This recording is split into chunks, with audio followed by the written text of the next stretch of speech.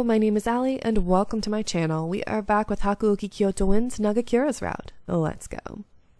When the men wore their uniforms, people seemed to notice them at first glance, which at first probably seemed like a good thing, but their uniform had become a symbol, but there was some argument among the Shinsengumi about if they should adopt a new one. Some people, such as Ito, felt that the uniform should be changed because it wasn't fashionable. Is Ito back from the Imperial territories yet? Yeah, I think so. Can't say I'd have minded if he just stayed out there, though. Aw, don't be like that. He went to go recruit some of his friends and acquaintances, right? That's what he says, but I gotta wonder how far he really went. I didn't hear the details, but I heard he went to more places than he originally planned. If he put in all that effort, then he must really care about the Shinsengumi, right? That's what you think? Am I wrong? No, not really. He said it in a suggestive way. Kondo's too nice. He should just kill Ito. You really shouldn't, Okita. How could you joke about killing one of your companions? A companion, huh? He scoffed, then fell silent. Ever since he had first arrived, Okita and the rest had never seemed to like Ito much, but when he said it aloud in public, it still surprised me. I glanced around to make sure no one had been paying attention. Oh! There in the crowd, a face I'd seen before. I stopped walking. Kaoru? The face that looked back could easily have been mine. There was no way I could have ever mistaken that face. But no sooner than when I spotted her had she disappeared, melting into the crowd. Kaoru! Hey! He made a grab for my arm, but I'd already moved out of his reach. I might get in trouble for it, but if I didn't go quickly, I'd lose her. Sorry, Okita. There's something I have to do. I caught a glimpse of his confused face as I ducked into the crowd. How many times do I have to tell her not to run off without permission? Why can't she look at this from my point of view? Run. I ran through the crowd as fast as I could, bobbing and weaving around citizens going about their business, until at last I caught up to her. She was Kaoru, no mistake. What's the matter? You seem to be out of breath. Sorry, for surprising you, that is. Kaoru, do you remember me? Yes, you were with the Shinsengumi, I remember. May I ask you something? What is it? I gulped. I knew I had to choose my words carefully when asking her. One of the Shinsengumi saw a girl who looked like me at the Sanjo Ohashi Bridge a while ago. Could that have been you? I don't know. I do go by Sanjo Ohashi fairly often. But if I were there, would that have been a problem? Oh. I was embarrassed for asking her what seemed to be an irrelevant question, but her eyes thinned. Perhaps what you truly wanted to ask me is whether I've been there at night. Am I right? Could it be? If it was an autumn night and you got in the Shinsengumi's way. Then you and I are gonna need to have a little talk. I don't want to give away all the details, but it ends with your death. Oh, Okita. I hadn't realized he caught up with me so quickly. Oh, you're Okita from the Shinsengumi. Thank you for helping me the other day. She bowed, but Okita didn't even seem to notice. So, you gonna answer the question? Were you there that night? Okita wore the same half-smile he always did, but his body was as tight as a bowstring, ready to have his blade in hand at a moment's notice. My death? Please, don't say scary things like that. Lots of people pass by Sanjo Ohashi during the day. At night, though, I don't go near it, because of the notice board stuff. I can't believe you suspect me just because my face happens to look like someone else's. She sadly looked down, and I rushed to shake my head. Oh, of course, I understand. Sorry for asking something so rude. I guess it really wasn't her. I felt embarrassed for even doubting her for a second, so I apologized. This girl falls for anything. Man, you're so easy. Just like that, you're gonna believe her? Even if she was the culprit, what makes you think she would be like, oh, that's right, I did do it? Well, why did you trust her so easily? Is it because she looks like you, or because she's a girl? I didn't have an answer. Kaoru then took one step back. Can I go now? I have to be somewhere. Excuse me. Kaoru. She turned and ducked away, disappearing back into the crowd. Had I done the right thing, I wondered, in covering for her? I was pondering whether or not I should give chase again when I heard Okita begin to cough. Okita, are you okay? Okita? Stay back. As I stepped toward him, he threw out a hand and twisted his face upward to glare at me. I'm fine. So just stay there, okay? It was the sheer force of his personality that stopped me, not just his words.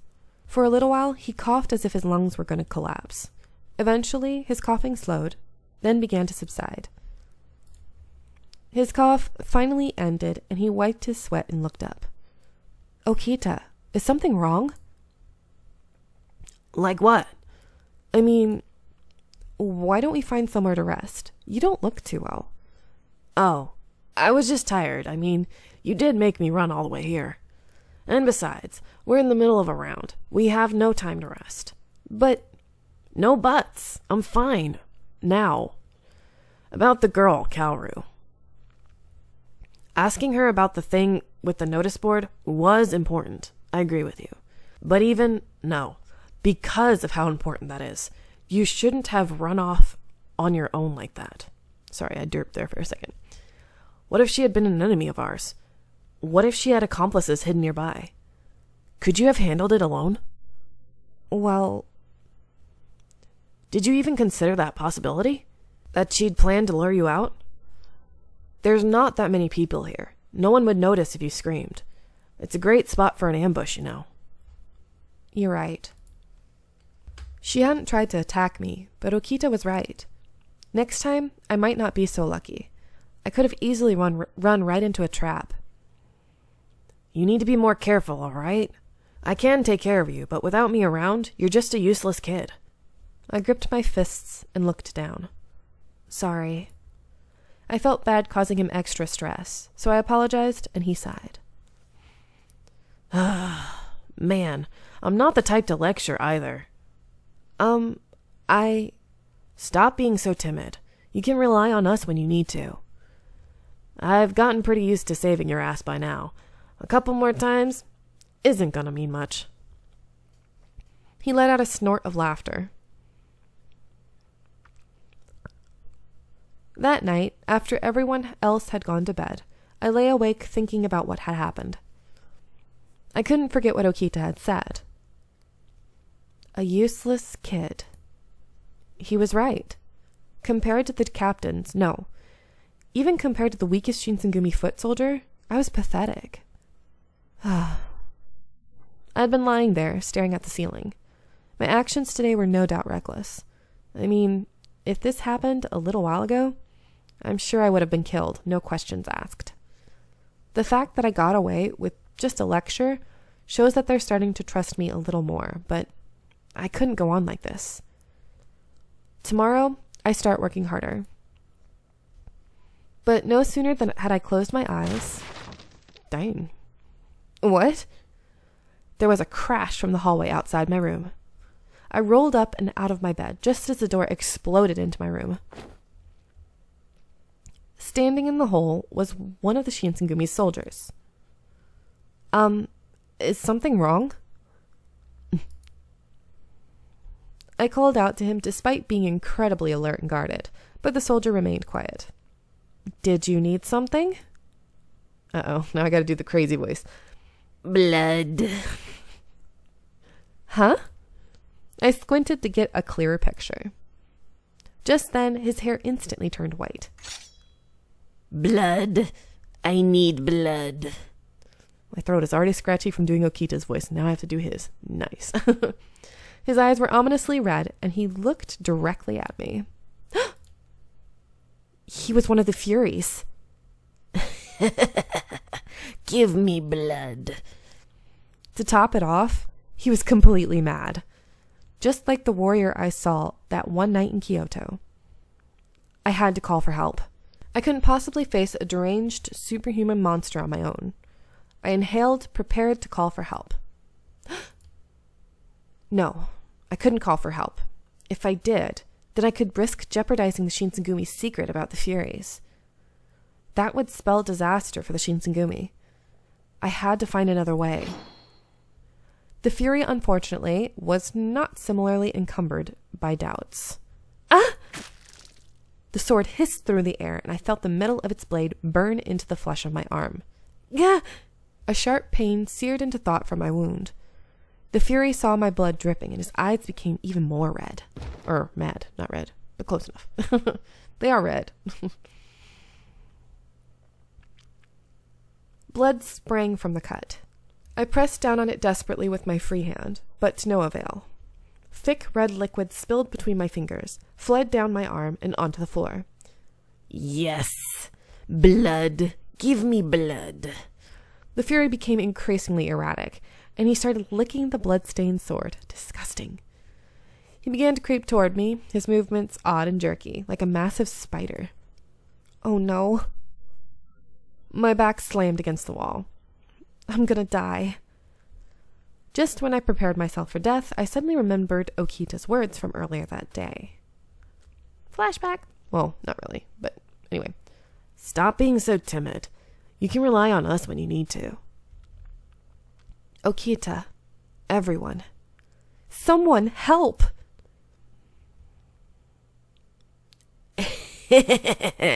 Blood.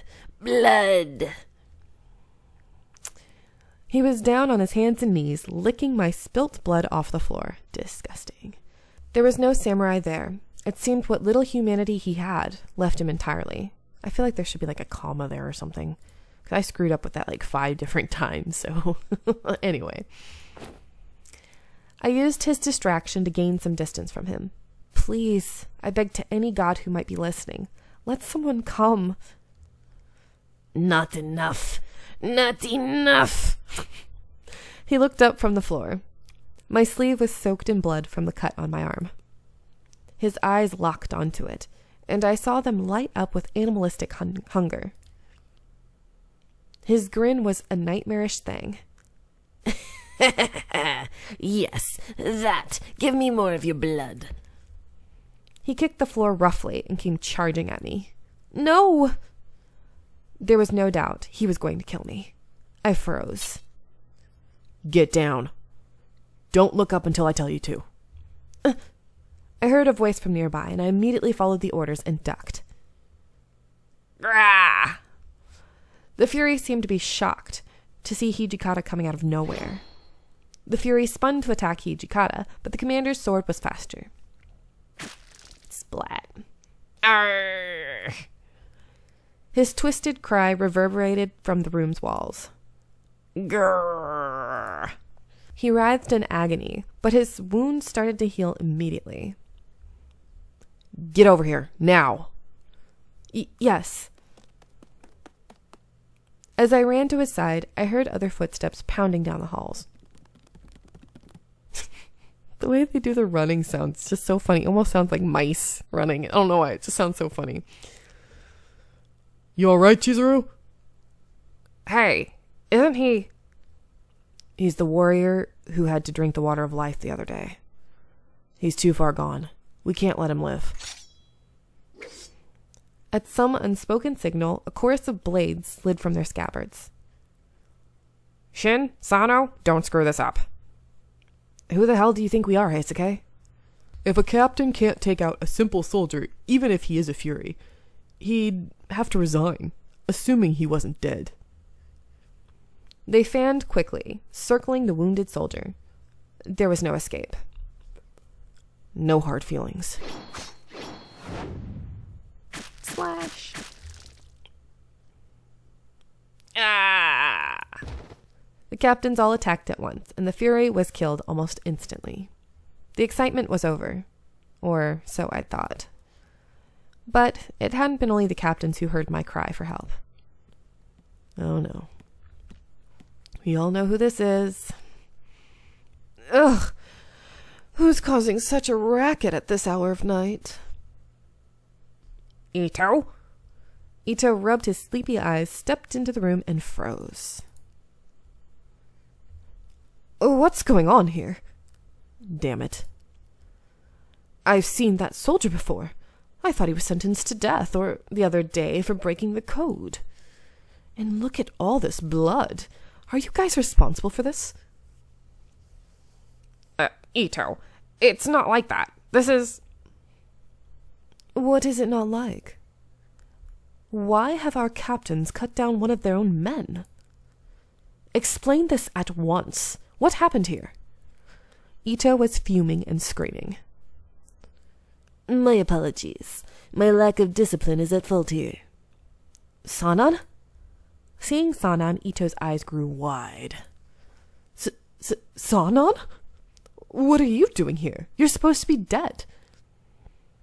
The captains fell silent. Eventually, I guess we can't keep it a secret any longer. Yukimura, you step out. You can use my room for the night. I know me being here won't do anything, but I wonder if they'll be all right. Would they be able to explain the situation enough to Ito so that he wouldn't freak out? There was so much to worry about, but Hijikata looked at me sternly. Did you not hear me? I said get out. Okay. But this is my room. No. I was worried, but I knew there was nothing else I could do, so I left the room. Sorry, I'm getting a drink. I am thirsty. Sorry if you had to hear that, but I forgot to pause. Anyway. Huh? Is it morning already? The birds chirping woke me up. I shot up, thrown off initially because the ceiling was unfamiliar to me. I remembered that Hijikata had told me to stay in his room for the night. And at the same time, the events of last night were beginning to flood into my mind. Flashback. The warrior who'd gone mad. The pain of the blade slicing my arm.